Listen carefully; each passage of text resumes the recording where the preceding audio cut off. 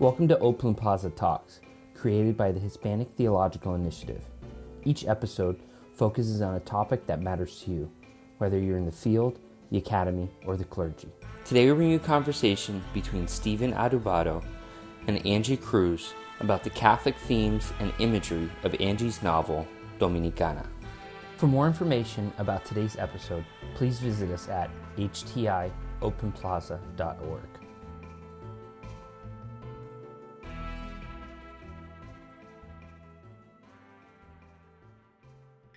Welcome to HTI Open Plaza podcast. My name is Stephen Adubato, and I teach theology and philosophy to high school students in Newark, New Jersey, and I am the host of Cracks and Postmodernity blog at the Patheos Catholic channel. I'm here today with Angie Cruz, who is the author of the novel Dominicana, which was recently published in Spanish. Today, we're going to talk about the theological themes and images that appear in the novel. So first, thanks for joining us, Angie. Well, thank you for having me. So just to give a little bit of my own background with the book, I discovered Dominicana when I was reading a review by Olga Segura in America magazine a couple of years ago. And I soon after picked up my own copy and ended up finishing it in 3 days. I couldn't put it down. And right after that, I bought a bunch more copies and sent them to my friends because I had to share it with more people. And while it may not necessarily be a religious book, but as someone who studied and teaches theology in a Catholic setting, I was incredibly moved by the Catholic themes and imagery throughout the novel. And I ended up writing a theologically focused review of the book, which is set to publish in the next couple of weeks. And I also ended up including the book on my syllabus for my senior theology class.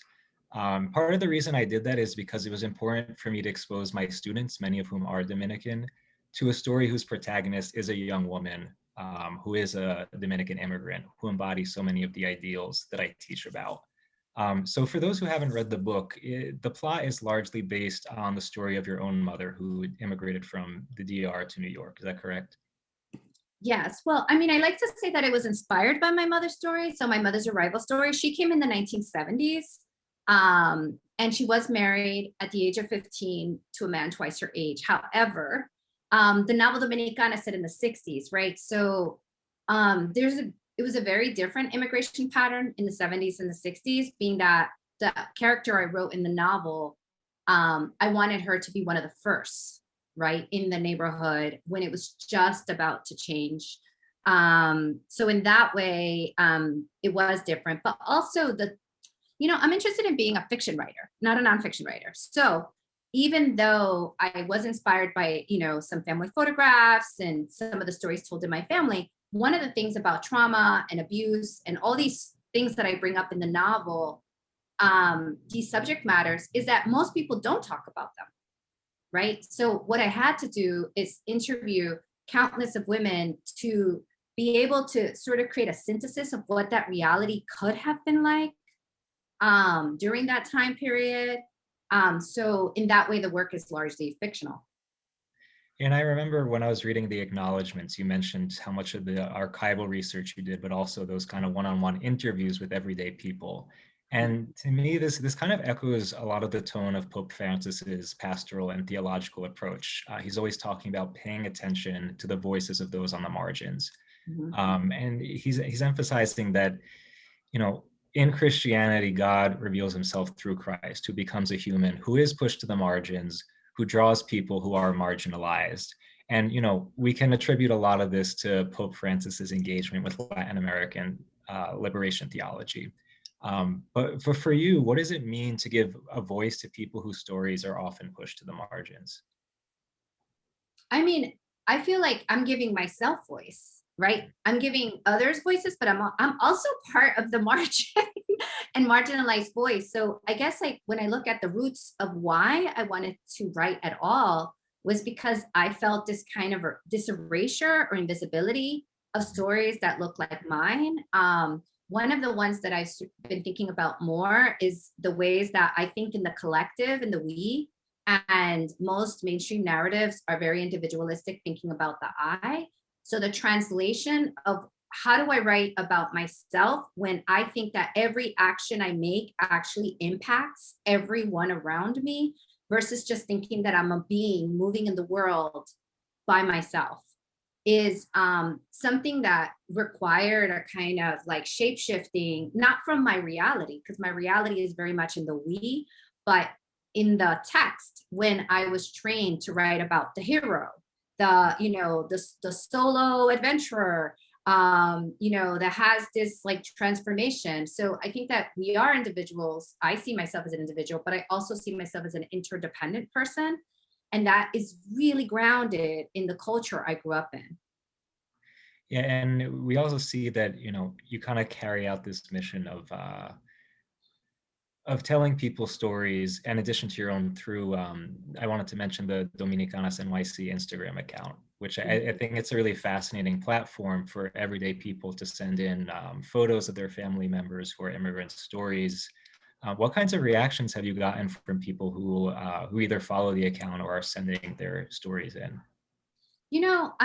That Instagram account really was like an impulsive decision in a way, because I felt like I had done already all this research, looking at photographs, and I saw like how joyful it made people just to ask them, what did you go through? What is this photo? When did this photo like take place? Like what was happening in your life at that moment? And when I was speaking to elders around their stories from the past, like I realized like it was like the first time they spoke these stories after a long period, right? Or they were surprised that anyone would be interested. And then I would take the photograph and I would say, oh, interesting. Like if you look at the back, there's one particular photograph that I found. I actually found it in the archive at the Dominican Institute. I don't know if you know about the CUNY Dominican Institute is a wonderful institute that archives a lot of our Dominican culture and the work that a lot of academics are doing. There was this one photograph that kind of haunted me and said, you know what, this has to be, we have to start collecting these photographs, because in the multitude of these photographs, we're going to find out the truth of what it's like to be a Dominican woman immigrant, working class, let me be specific, right? In New York City. And there was this one photograph of a woman who, you see her photograph, she's kind of all dressed up, right? And in the back, she says, something like, if my husband allows me to go next year, he says, if I lose weight, I'll be able to come back to New York City. Look how fat I am.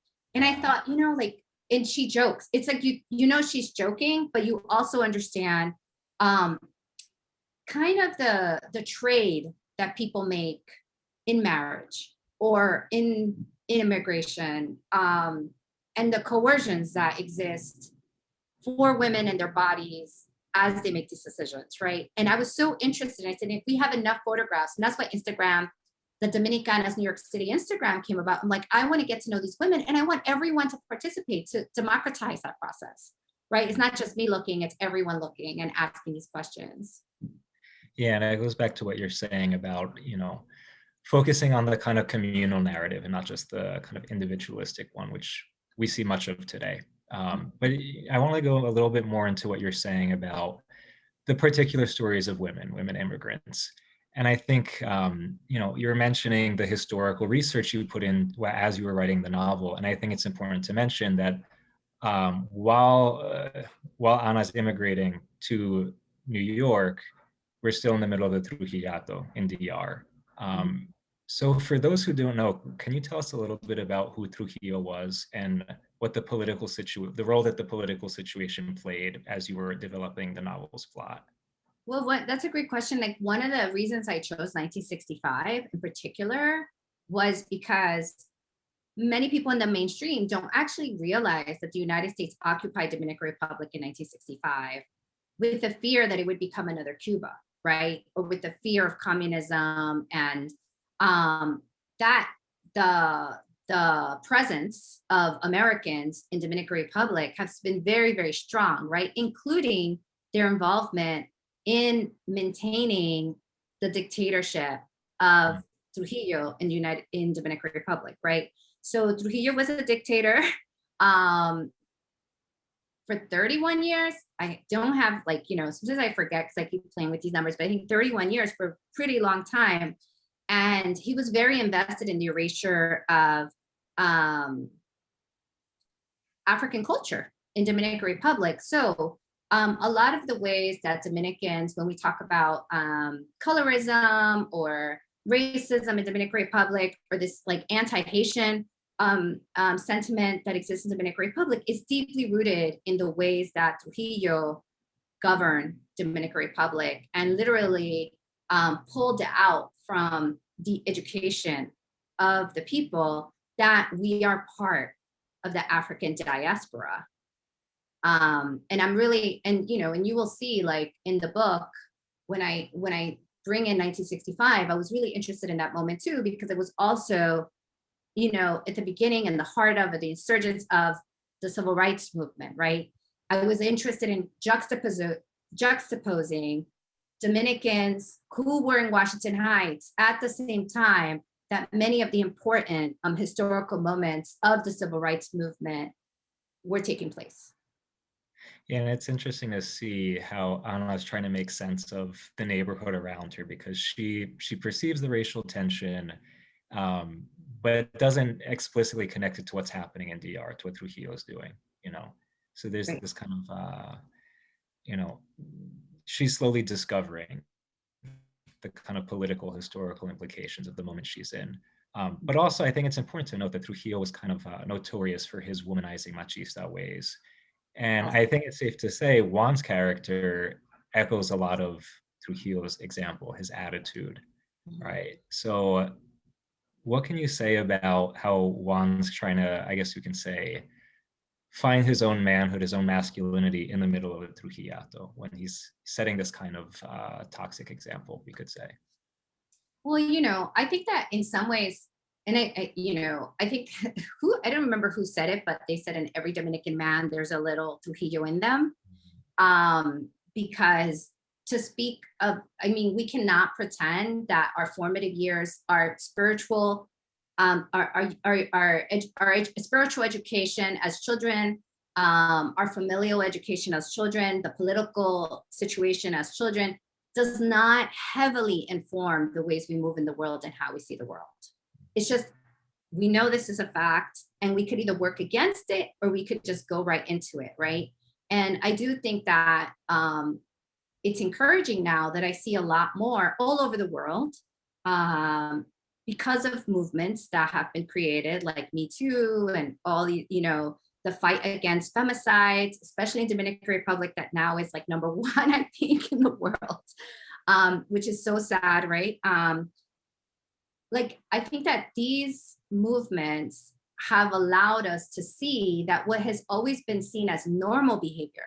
In fact, one of my impetuses of writing this book is that when I asked my mother about her story, she's like, "Oh, why do you want to write about this? It's so typical." And I said, it shouldn't be typical. Child marriage shouldn't be typical. And I'm not saying this is just about Dominican Republic. This is a world problem, even in the United States, right? In the United States, there are a lot of children still being married. It is still it's legal.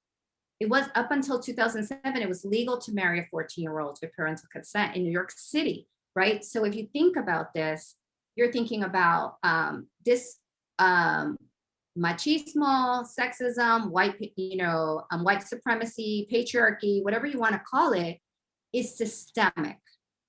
It is cultural, but it's also systemic, which doesn't allow women to be sovereign, right? And to sort of, and to not make the, is it really a choice to marry off your daughter or not? When you think about what are the alternatives, if you don't have access to job employment that will pay you enough to take care of yourself, right? It's, so for me, like Juan, yeah, he does represent this little Trujillo maybe that, was created, by growing up in a culture that unapologetically, does not give women the power to even have a choice. Yeah, and Anna's character is such a stark juxtaposition from Juan and ultimately from Trujillo himself. And one of the things that struck me most about her character, she made me think a lot about, and I think it's the Gospel of Matthew, Jesus talks about the need to have a childlike heart or a childlike gaze towards life, towards reality. You see, she's constantly full of wonder, full of desire. She's curious about everything. And she doesn't allow the hardships that she's facing to quash that kind of childlike gaze towards what's happening around her. So she really is this embodiment of this this childlike ideal, which informs so much of Catholic spirituality. So I think of the devotion to the Divino Niño, which is so popular in many countries, or the Little Way of Saint Therese. And for this reason, I felt like I personally could relate a lot to Ana's story, even though my own background may be different, because it echoes my own experience of faith. You said this before, like we're often presented with these heroes who are empowered through their independence, through being emotionally unaffected by other people or by their situations. But her empowerment is different because it comes not from overcoming that childlike curiosity, that innocence, but her empowerment comes through embracing it, through fully realizing it as part of who she is. So would you say like this juxtaposition between her childlike wonder and the harshness of someone like Juan, was that something intentional? I think as a storyteller, like we're always thinking in polarity, right? To sort of create more, raise the stakes in storytelling. Like you want the story to be riveting and compelling to read. And I think that I didn't do it intentional in the way that I was like, I'm going to make this person innocent, this is a monster, or a villain. But I did think about that she was a teenager. And I think about when I'm around teenagers, regardless of the responsibilities they have placed upon them, they are still coming of age. And there's this, I think of Sandra Cisneros has this beautiful expression in one of her short stories called 11, where she says, like, this kid is about to turn 11, and she says, I feel like I have each age is like pennies in a tin box. They're shuffling around, right? And sometimes you feel like you're 2, and sometimes you feel like you're 6. And I think that's true for a very long time. And I see that. I even have a 13-year-old, and I feel like there's a moment where he feels like he's 6, right? And his emotional maturity is sort of regresses until we become mature. And I feel like with someone like Ana, who comes from the countryside in Dominican Republic and sort of has a naivete about the world and how it works, right? And like now she's even trapped in an apartment where she could only see from that window what's happening outside. Like I kept thinking, imagine what it's like to see something for the first time. Imagine what it's like to be your hormones to be wilding inside your body. And always keep that in mind. And then someone like Juan, who's a man, right? He's in his 30s now. He's experienced a lot more. He's jaded to some extent. Like he could dream about some kind of capitalist venture, but in some ways he also understands that life is hard, and in ways that probably Ana can't still imagine. Yeah, so it's interesting just to see that, again, there's so many things that happens to Ana, even though she's young, that could kind of harden this wonder, this excitement about life. But somehow it remains all the way to the end of the story, And one of the things this makes me think about is, she has this very deep desire to be loved. She wants to be noticed. She wants to be seen by people. And this kind of makes her quick to trust people who give her affection. And sometimes that gets her into trouble because those people aren't necessarily trustworthy. So I think about Juan, who one moment will be violent, physically abusing her, but then another minute calls her mi pajarito or some other pet name. Mm-hmm. And she wants him to call her that. She wants that kind of affection, even though she knows that, this guy is abusive.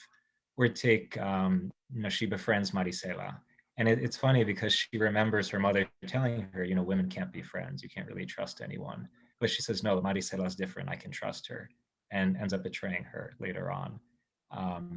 So you can write off this willingness to trust as being naive or being immature, but I would like to think that this is her really being in touch with her vulnerability, her need to be loved, which so many of us kind of, as you said, we harden over, we try to ignore it. What does this say to you, though, about like this risk of trusting others?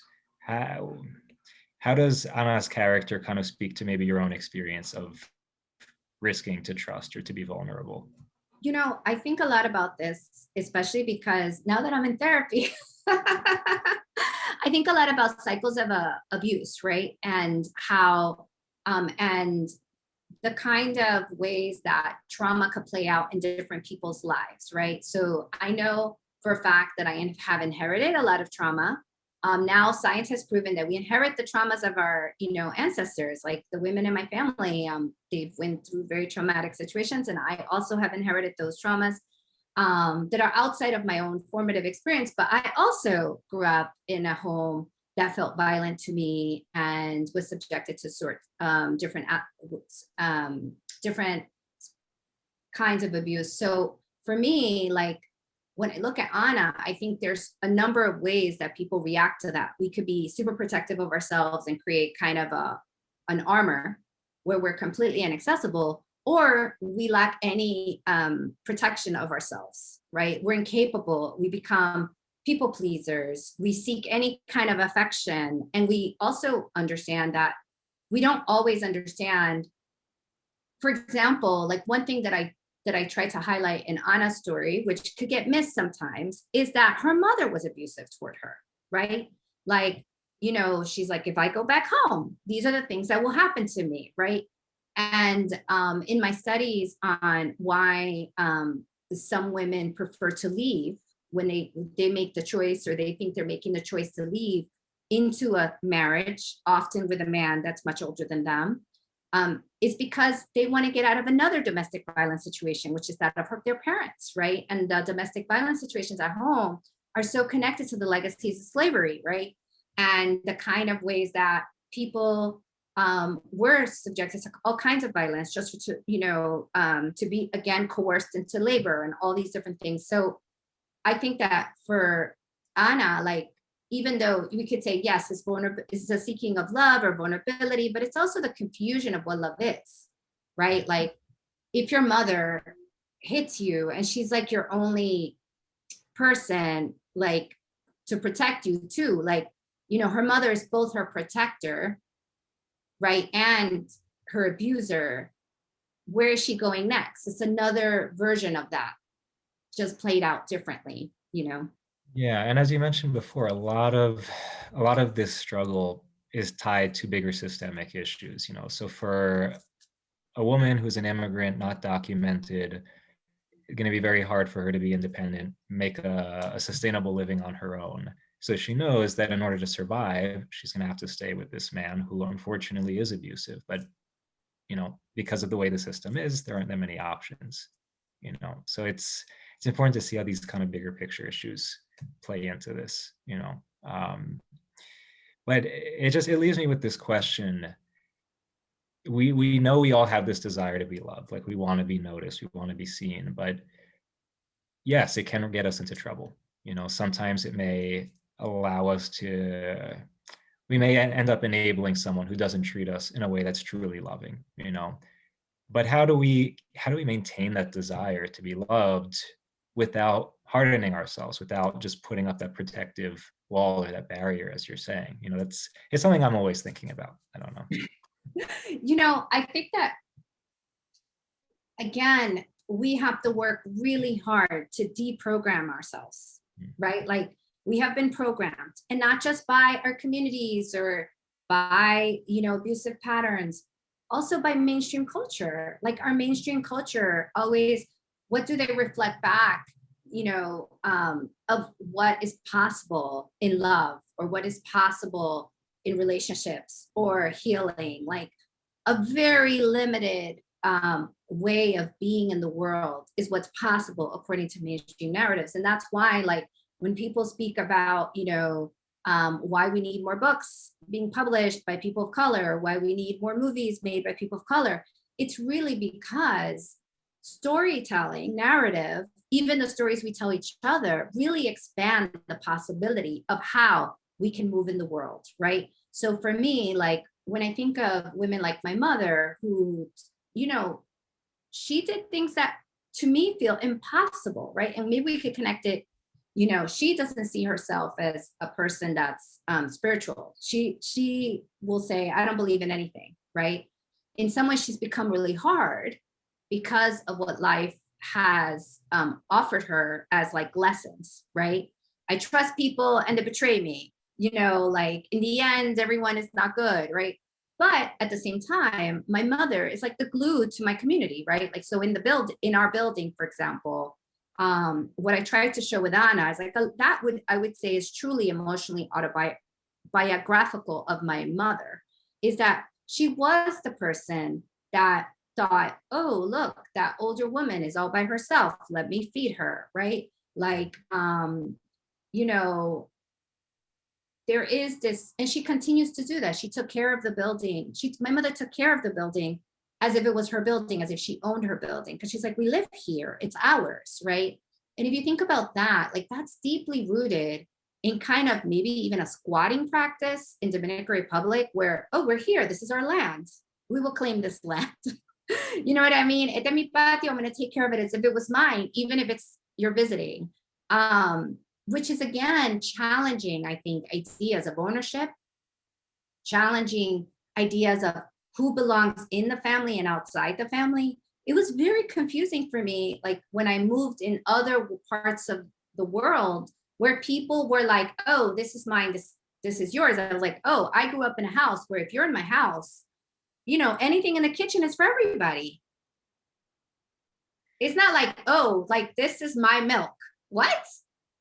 They drank my milk. And I'm just like, I didn't grow up that way. I was like the person who wants milk. And if you can afford it, you buy more milk. Like, again, like, is this rooted in spirituality? Is this rooted in indigenous practices or African practices that are deeply connected to our histories that are not so capitalistic and colonialist? Is it? I don't know. But I do know that that practice in my family is something that I wanted to show with Ana, that in the end, like, you know, even if she had her own personal desires, Ana has personal desires, right? She first thinks of the we, right? Which is her brothers, her mother, even Juan, and, you know, in his family, like all the people, every choice she makes will impact everyone. Yeah, and it's interesting that you were saying before. It's like in order to unlearn these narratives, these kind of unhealthy dynamics or patterns, you know, therapy is one thing that's helpful, but I think what's more important is telling these stories, you know, having these narratives of people of color, people who are marginalized, people whose voices aren't always heard, making them available to people so that we can see that there is another way of being. There's another way to conceive of my own story, you know. So something else that I wanted to hit on that Ana's character made me think of a lot. One of the things that I personally feel like is overlooked about Christianity, especially, you know, teaching religion to high school students, the doctrine of the incarnation. You know, we always hear, those who go to church, we hear this phrase, you know, Jesus is the Son of God. But what does that actually mean? I mean, it's this crazy idea that God, this mysterious divine being, actually entered into the physical realm as this everyday human being. You know, it's this radical claim that gets overlooked all too easily. But the implications of this claim that the mundane can be a sign or ultimately a vessel of the infinite is echoed in the doctrines, the rituals, the art of Christianity, especially we see in the Catholic tradition. So seeing more beyond the surface, seeing mystery within the everyday reality, it seems to be a source of consolation for Ana, whose daily reality is not too pleasant most of the time. We were talking before about this kind of Western capitalistic mindset that's always focused on the individual, on, you know, that's mine, you know, this is, there's not that sense of communal ownership, that kind of communal identity. And there's a text I was reading recently, it's a theologian, Luigi Giussani, who mentioned something about Western positivism or rationalism, how I think he says, so it's this focus on reality as just being what you see on the surface, there not being more than that. It kind of stifles our search for meaning. He says it excludes the invitation to discover the meaning addressed to us precisely by our original and immediate impact with reality. It would have us accept appearances, and this is suffocating. The more one lives this level of consciousness in his relationship with things, the more intense the impact with reality, the more one begins to know mystery. So I'm wondering for you, as you're writing through Ana's perspective, someone who perceives so much meaning, almost mystery within the small details. How are you able to write like that? I mean, how do you experience the everyday in that kind of way? I'm curious to understand that better. I think that sometimes I do and sometimes I don't. I think that when I'm at my highest self, I start to realize like, wow, like the little things in life are, we should be mindful. Like it's like a mindful practice, right? Like I am so grateful I can make this coffee and look at what a beautiful sound is the percolator. And like what it reminds me of is, how my grandmother always has the coffee going. Like, I think in my best self, I could sort of access that. And I guess like for me, it's interesting because craft wise writing. So one of the ways that narrative, I learned narrative, it's like when you spend a lot of time on certain details, it's because the character can't move, right? And she's trapped. So I realized when you're trapped, suddenly the little things do matter because they suddenly become bigger. If you're always moving, the little things matter less because you're constantly moving and getting new information, right? And you're also trying to get somewhere. So if you're trying to get to work, you're not paying attention to the coffee. You're probably pissed that it's going so slow, right? And you need it faster.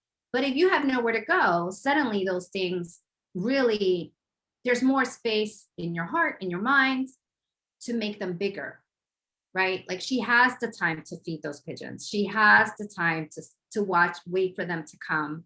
But if you're super busy and you have to leave and you're coming back, those will not be important subject matters, right?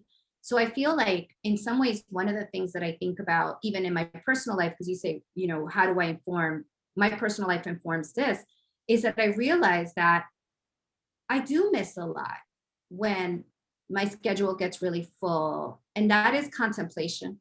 That is mindfulness. That is the spaces I inhabit. I'm not as present for the people I love. And because I'm exhausted from the movement and I'm cluttered because of the movement. So not that I encourage anyone to be trapped in a space like Ana, of course not. But one of the things in the reading of this book during the pandemic that came back to me from a lot of young people, actually, I met with a number of high school students. And the part that resonated for them was how they were feeling like Ana. They said, reading the book during pandemic, thinking about the kitchen, like they had never spent this much time in the kitchen. A lot of them were doing Zoom in the kitchen, at the kitchen table. And those sounds and that smell and what happens there became super present for them in ways that it hadn't in the past when they were out all the time. Yeah. It's interesting because kind of circling back to Pope Francis's emphasis on paying attention to the marginalized, we could extend the kind of image more generally to people who are in situations of suffering, people who are in a kind of moment of darkness, where you kind of have this heightened sensibility, this heightened awareness of your need for meaning, of your need for love. So we could say for everyone, while being quarantined during the pandemic, like perhaps there's this inclination to notice the small, beautiful details in making food or spending time with family, whatever it may be, and another concept it made me think of, John Paul II often would write about what he would call the feminine genius. And he kind of said it's this particular sensibility that women tend to have, this perceptiveness to small details, to being able to receive the beauty within the everyday. Would you say there's something inherently feminine about Anna's sensibility? Is there something about her having the plot being through a woman's perspective? Yeah, I think that, I've been thinking a lot about the binary, right? As I see, I spend a lot of time with young people who move fluidly across the continuum of the binaries, all binaries, right? Like all kinds of spectrums. And so I'm always really kind of like checking myself and thinking about what is the feminine and why do we classify it that way, and what are we thinking about when we say that. And I don't want to create any kind of gender constructions that are fixed, right? But I do think that if we think of the spaces that women are allowed to be in, right, in our culture, because of the way the systems work, I think that the kitchen is a space that a lot of the women that I know have found incredible freedom and creativity, right? Like creativity and full license, like hacking recipes, like, like seduction through food, right? Seducing their children to keep coming home. Anyone, neighbors, right? The sharing of food, how intimate that is, like the Tupperware action. I've written about, the Tupperwares in my family, like, and how we could identify who brought food and left food, and who brings more food to each other because of the Tupperwares that we find in each other's homes, right? Like, to me, that space has always been occupied by women, not necessarily has to be the rule, right? And then you say, okay, well, is this a feminine practice? I don't know if it's a feminine practice, but it is the space where there is people just leave you alone. Yeah. And they let you do what you want. So therefore, it's been inhabited by, in my experience, by women, right? And we could say that women embody femininity, perhaps. No, but It it's depends on our construction of it. yeah, exactly. And it's not to absolutize these kind of ideals as like that's a woman's ideal, this is a man's ideal. Because so typically in certain cultures, women may inhabit a certain space.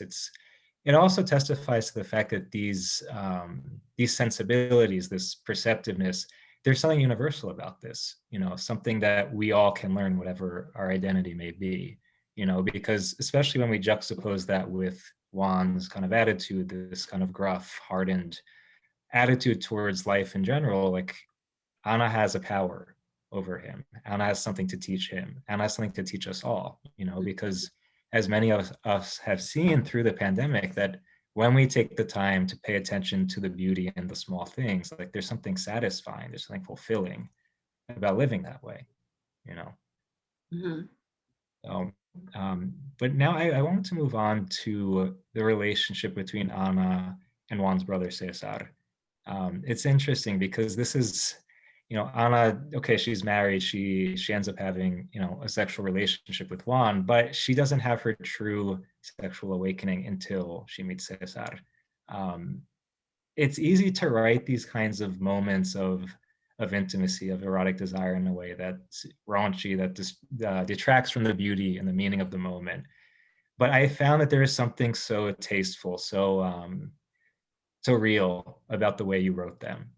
And for me, it kind of gave off this kind of spiritual implication of what was happening in that moment. It was like she was discovering who she was on a deeper level, not just physically.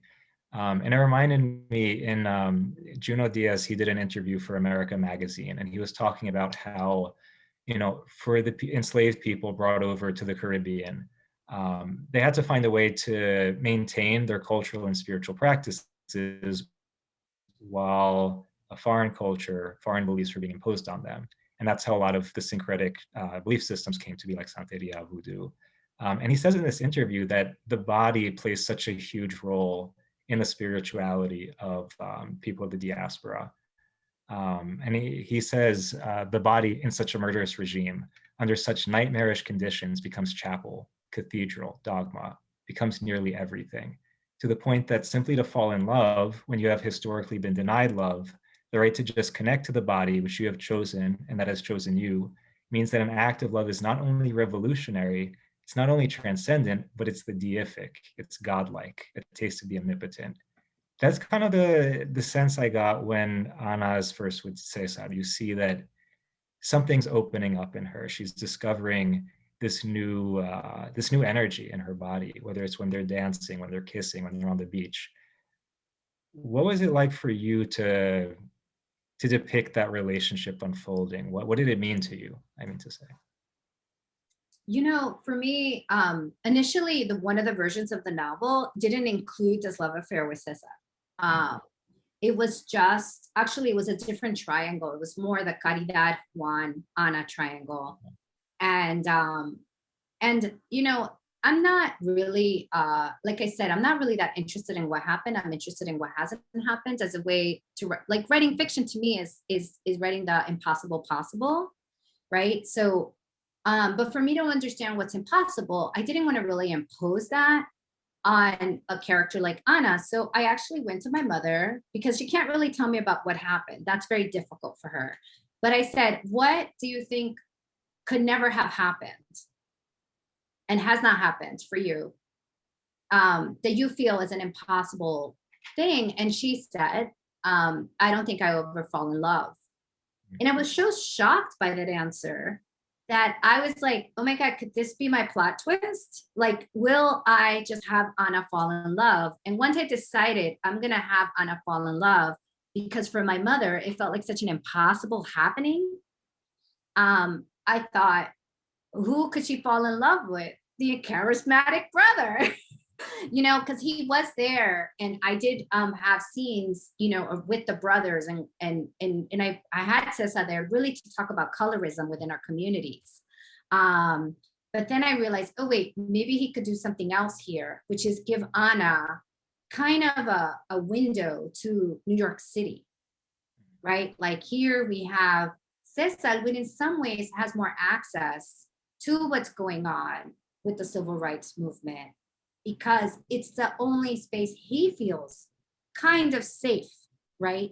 Going into the bars in Harlem, moving in that space in a way that Juan actually has no real space. He could pass, but he's never safe. And he knows this. The minute someone finds out, he gets kicked out. The minute, you know, anyone knows where he's from, he suddenly is in trouble. But at least Cesar was able to navigate spaces that were about emancipation, or the possibility of some kind of emancipation. And for Ana, also, this was like, oh, this is another New York, right? I'm not only looking at it from the window. So yeah, so that's why I use that relation. Like that relationship is doing a lot of work in a lot of different directions. Yeah, that's interesting. I never put it together. This image of the window, like it's really profound, and it's also, you know, the cover of the original publication of the book. You know, that the window could be this symbol for this desire to discover more about life, to discover herself, who she truly is, but, you know, is trapped until she meets someone who looks at her and recognizes first her beauty, but also that she has this desire for adventure. She wants to see what's in this new environment around her, and allows her to realize that desire. So to kind of put together that romantic sexual awakening, but also the discovery of the city, discovery of who she is, what she's capable of, it all coincides, you know. But one of the other characters who we also see this awakening happening in Ana, when she encounters Sister Marta Lucia, who's a nun at the church across the street from the apartment, and who teaches ESL classes. And it struck me because, you know, with theologically speaking, the vocation to consecrated life, whether as a nun, a priest, a monk, it's this calling to intimacy with God, ultimately. A lot of us tend to think of it negatively as negation of, you know, of marriage, of possessions, money, whatever. But it's that consecration allows people to live that deeper intimacy, and ultimately to become a sign of this greater love to other people. It enables us maybe even to have a deeper awareness of the mystery of God, of the human condition as well. And you see also that Sister Lucia also has this perceptiveness. She shares that in common with Ana, this small attention to beautiful little details. So I'm curious to know, where does this character come from? Is she based on a real life person in your mother's life, or was she coming from somewhere else? Totally fictional. But you know, I did go to Catholic school for 8 years.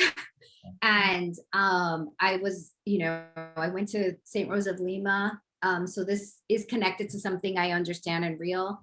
But this character of Marta Lucia comes from one of the spaces as a writer, you know, Sor Juana de la Cruz, right? Like she went to the convent to write her books. And historically, a lot of women who wanted to study and write went to the convents, you know, and became nuns. And I thought as a writer, like I've always been interested in, one, because I went to Catholic school, like who these women were, why did they make this choice? Is it just about God? Again, is it because it's one of the few spaces that women actually have the freedom to study, or to not care, or to get outside of certain kinds of constraints, right? You go into other constraints, but you free yourself maybe from others. And I was interested in that space. But then I also thought that in my experience, the church in my community was also the space where my family, when they first got to the United States, were able to see more of the city. They would do these Sunday trips. They were made aware of, I don't know, opportunities in the neighborhood for immigrants. It was always through the church. So in some ways, the church functioned a little bit like a community center. Now, I wouldn't say a lot, but enough. So if there was a resource, they might find it through there. So I thought, oh yeah, like she's gonna want to learn English, and maybe the church would be the space for do it. Yeah, so that's where that character came from. But it was fictionalized. It was completely fictionalized. Yeah, because one of my favorite scenes, it's small, but when they go outside to the park during the ESL class, and Sister Lucia talks about, you know, the present tense of the verb, the progressive tense as she's pushing on the swing. Mhm. And it's very small, but you see that Alma's kind of full of joy in this moment, because it's like she knows how much she's loved, but also that she sees that that experience of being loved makes life full, makes the small details more meaningful, you know. And again, there's this, it's a mundane kind of everyday experience going on the swings, and yet it points to something greater, that there's something more present in that moment, you know. And it's interesting also, there are a couple of scenes involving like certain liturgical traditions within the church. You know, she goes to mass one Sunday and is moved to tears by, you know, the singing, the incense, the priest. But then one of my other favorite scenes, it's when she's waiting for the ESL class to start, and she sees a package of the unconsecrated host, the Eucharist wafers, and she decides to steal it and stuffs it in her bag, and is freaking out that, you know, Sister Lucia is going to find out that she's a thief. When she brings it home, she's so excited to eat the wafers, and, you know, she says like, you know, I finally have Jesus inside me. It's this funny moment, but I think it also speaks volumes about, again, this kind of childlike heart that she has. What was behind that scene? Well, you know, I did have a moment in Catholic school where I was sent to do an errand in the rectory, and I remember seeing like piles of these wafers and thinking, what if I took it? You know, like, you know, and I would have never done it. Again, this was one of those moments where I think of Ana as a teenager. And there's such few spaces of freedom, right? And I think part of being a teenager or coming of age is like pushing at the edges of the rules. And I was like, what if she allowed herself, she's allowed to do so little, like what if she allows herself to do something that is so, you know, awful in the eyes of someone else, and but just so she can exercise certain freedoms. So that's where it really comes from. But also I think that, you know, I think in some ways, like, you know, really she's a victim of rape. You know, she's a victim of some kind of pedophilic kind of interest of, you know, Juan was interested in her at 11. She was still a child, you know, and there is a lot of shame. And, you know, even if it's sanctioned by the family, I think other aspects of it is also like she understands she's just a girl. And in some ways, I think like, and also her lot in life hasn't been so great. And it's hard to have faith when your lot in life hasn't been so great. So I was like, okay, how can she come to something holy, or sort of create her own ritual of cleansing or healing or whatever it is she thinks is happening in that moment, as well as just being a teenager and doing something that's just like naughty, you know? And it's interesting that you're saying it's like, it's this small moment where she can exercise her freedom, you know. But I think that it makes an important point about our own self-discovery, our own, you know, our own spirituality, our relationship with God or whoever we may be seeking, that it's through our freedom that we really can realize that relationship or who we are, you know, because when you're living a life where everything's forced on you and everything is imposed, then there's no real space to discover that ultimate meaning that you're seeking in life, you know. But there's another point in the novel. You mention that one of Anna's, I think one of her relatives in DR becomes a born again evangelical. Um, so we see that the different religious experience of Dominicans, whether back in DR or immigrants coming to New York, to the US. But there are also many other religious traditions, spiritual traditions in the island. You know, there are the syncretic traditions, there are indigenous traditions. So I'm wondering, what role did religion or spirituality more broadly play in your own upbringing, but also in your own creative process as a writer?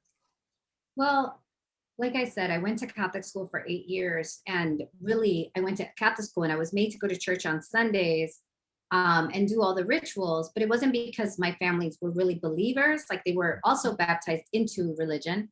But like my mother was like, "Well, you should do it just in case. You never know what the truth is." um, but she also knew and of a number of women back when she was a child that were abused by priests or holy figures in the community. And she's like, and so when the scandals started to come out around priests that abused young the young people, and then a lot of these priests were like, their punishments to be sent abroad to Latin America and Caribbean, where they really could take advantage of communities who are so devout. Like for her, she just felt so betrayed by this and kind of just had no faith, right? That organization was one that, but yet still, she's like, you should go on Sundays anyway and just do it, right? And I would go. So that's one. But then I ended up working at Texas A&M, and I was there for 6 years. And if you don't know this, Texas A&M is one of the most conservative schools in the country, state schools, a really wonderful school where I was teaching creative writing. And I was surprised about my students and how they read everything through religion, everything, right? Many of them were evangelicals or came from families that were evangelicals, and they identified as conservative. Some of them didn't, but most of them did. And they were negotiating how to read literature that often made them question some of the things that they were learning in the church and their families. So for me, I had a number of students that would say, oh, I know Dominican Republic. My family went on a mission, right? And these missionary trips that they would go. So, I started reading about missions, and I thought it would be interesting to collapse two things that I had understood about the Peace Corps and all these, do-gooding, governmental or spiritual kind of services that are seen as foreign aid, or, that where they go abroad to do something for our communities, often are tied to some kind of colonialism, right? So, for example, craft, is famous for going to, Caribbean countries. I had seen this amazing documentary, which I don't remember because it was so long ago, but, where they went and they said, look, in 3 minutes, you could just boil some pasta with cheese and feed your family. And, and someone's like, wait a minute, like, that is not better than rice and beans. Like, there's not better, right? Like this efficiency. But what is efficiency about? Again, it's the capitalist model. Like, if you're working full time, you don't really have the time to cook the way you used to cook, right? You don't have, so bringing in these things that are fast is also making our communities dependent on these products that are in the end more expensive because they're full of chemicals. So that was one, right? So we think about the ways that people have adopted these American foods, cornflakes, all of which are so bad for you versus, like other more traditional eating habits that required more time, just so we could have more time to work, maybe, right? That's one. And then I wanted to bring also like this idea of how I wanted to think about how some of my students would go into these countries and think that they were doing good. And maybe in some ways they might be, but it's almost like at the expense or erasure of what's already there. Yeah. Yeah, no, I've also heard many people who go on mission to DR, and it raises this question of, what is the mission ultimately? Is it Mhm. to impose something foreign, or is it to really engage with the people, to encounter the people in front of you? Because, it's kind of this underlying assumption that there's nothing there, there's nothing of value, you know. Which is exactly what the Europeans did when they came, right? Yeah. Like, this is why I love the Journals of Columbus, because you see this kind of idea of like, oh, we have an idea of what we want to do, as if there's not already something rich and valuable. So it was not a collaboration, right? It's not a conversation. It's just colonialism, right? It's imperialism. Mhm.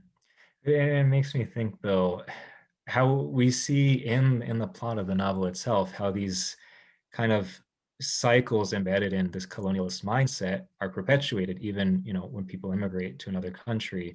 But these narratives telling the stories already begin to break the cycle, because first of all, it gives you a voice, or it gives the readers a voice. It feels like you can identify, but also kind of provokes you to question, is this really the only narrative? Is this really satisfying? Should I settle for this?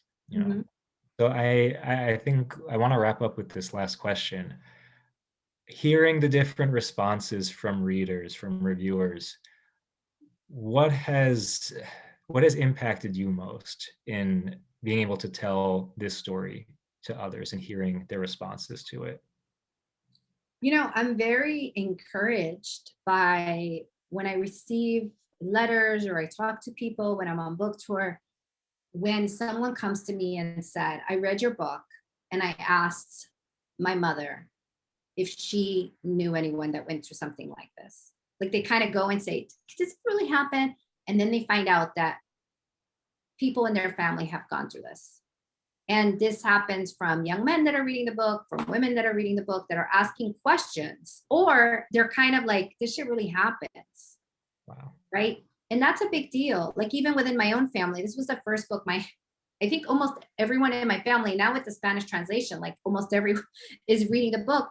And they're kind of like, yeah, like, why do we just keep letting that happen? Especially the young men in my family are like, yeah, we got to check ourselves. Like, how does this play out in the way that we treat women, or even our mothers or a grandmother, or, and for me, that's incredibly satisfying. I didn't expect this to happen. How intimate the book, how books create an intimacy in families where they're having conversations that they have never had before. And for me, that is a first step. I don't know if that will lead to a change or action, but I do think that the more aware we are, or even we could name it or say it and say, like, I'm sorry, like, I saw this happen to you. I never said anything, and I'm here and I'm telling you, I saw it happen. You're not crazy. You know what I mean? I think could be incredibly helpful in our healing, but also in changing something about it. No, and I think this is one of the most beautiful things, that this story really opens up this possibility for healing. First of all, affirming that the wounds are real, that they don't have to be brushed under the rug, but also that if we can share them with each other, if we can face them together, that healing, yeah, can be possible. So I I think that it's a beautiful story also because it affirms the experience of so many Dominican women who came over to the US during that time, but also like the story has a universal appeal. It speaks to people from different nationalities, people from different backgrounds, and even to me, as I was saying, that the kind of spiritual implications, it spoke to my own personal experience of faith.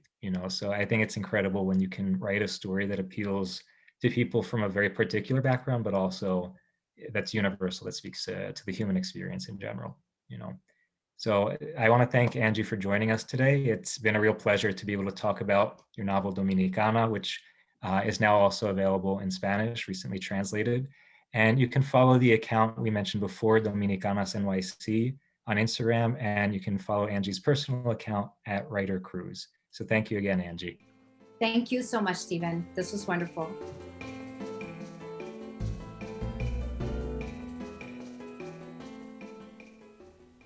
This has been an HTI production. For more information, visit us at htiopenplaza.org. The Hispanic Theological Initiative provides Open Plaza as a public service. The views expressed by the guests are their own. Their appearance on this program, or any reference to a specific product or entity they represent, does not constitute an endorsement or recommendation by HTI.